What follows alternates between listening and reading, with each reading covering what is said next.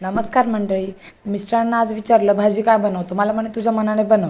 म्हटलं हे बनवू का ते बनवू का. म्हणे हे चांगलं नाही लागत ते चांगलं नाही लागत. म्हटलं त्यापेक्षा विचारणंच नको, चला आपल्या मनानेच बटाट्याची भाजी बनवूया. खूप छान लागते अशी बटाट्याची भाजी. मस्त बटाटे चिरून पाण्यात घालायचे, शेंगदाणा लसूण हे हिरव्या मिरच्या आणि कोथिंबीरची छान अशी पातळ पाणी टाकून पेस्ट करून घ्यायची. कढईमध्ये तेल घालायचं, जिरे मोहरी हळद कढीपत्ता घालून चिरलेले बटाटे परतून घ्यायचे.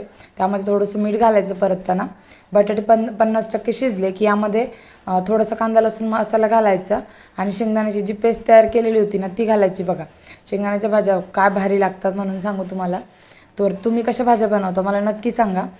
आणि मस्त अशी कोथिंबीर घालायची, गरजेनुसार गरम पाणी घालायचं, चवीनुसार मीठ घालून घ्यायचं आहे. ते आता बटाट्यामध्ये मीठ घातलेलं आहे तर मापातच मीठ घालायचं, नाही तर खारट होऊन जाईल भाजी.